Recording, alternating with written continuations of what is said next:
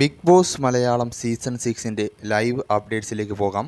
അതിനു മുന്നേ channel subscribe ചെയ്യാത്തവർ ചാനലൊന്ന് സബ്സ്ക്രൈബ് ചെയ്യുക. പൊതുവെ ഒറ്റപ്പെടൽ ഗെയിമിനെ സപ്പോർട്ട് ചെയ്യുന്ന ഒരാളല്ല പേഴ്സണലി ഞാൻ. പക്ഷേ എല്ലാവരും കൂടി ഒരാളെ ഒറ്റപ്പെടുത്തിയാൽ അതിനെക്കുറിച്ച് സംസാരിക്കാതിരിക്കാൻ കഴിയില്ല. ഇന്നലെ യഥാർത്ഥത്തിൽ ജിൻഡോ ആ വീട്ടിൽ ഒറ്റപ്പെടുകയായിരുന്നു. ആർക്കും തന്നെ ജിൻഡോ അവിടെ നിൽക്കണമെന്ന് താല്പര്യമില്ല. അതൊക്കെ ഒരു ഗെയിമാണ്, അവിടെ നിന്ന് പുറത്താക്കാനാണ് ശ്രമിക്കുക.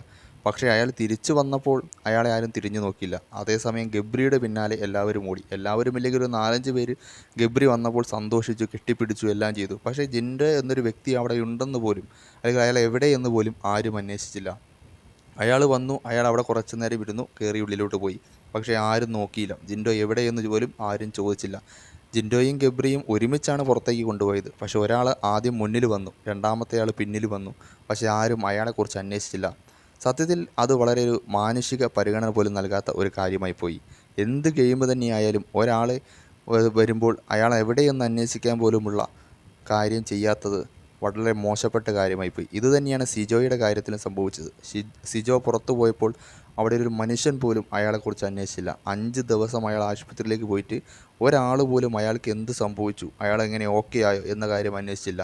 അതേപോലെ തന്നെയാണ് ഇപ്പോൾ ജിൻഡോയുടെ കാര്യത്തിലും സംഭവിച്ചിരിക്കുന്നത്. ഓക്കെ, ജിൻഡോ അവിടെ ഗെയിം കളിക്കുന്നുണ്ട്, എല്ലാവരെയും വെറുപ്പിക്കാൻ നോക്കുന്നുണ്ട്, പിന്നെ ഇടയ്ക്കിടയ്ക്ക് കുറച്ച് കള്ളങ്ങൾ പറയുന്നുണ്ട്, പിന്നെ ഇടയ്ക്ക് കുത്തിത്തിരിപ്പുമുണ്ട്. പക്ഷേ ഇതൊക്കെ അയാളുടെ ഗെയിമിൻ്റെ ഭാഗമാണ്. അതിൽ കൂടുതൽ അയാളൊന്നും അവിടെ ചെയ്തിട്ടില്ല. അയാൾ ആരെയും തല്ലിയിട്ടില്ല, ആരെയും ഒന്നും ചെയ്തിട്ടില്ല. അയാളുടെ ഗെയിം കളിക്കുന്നു.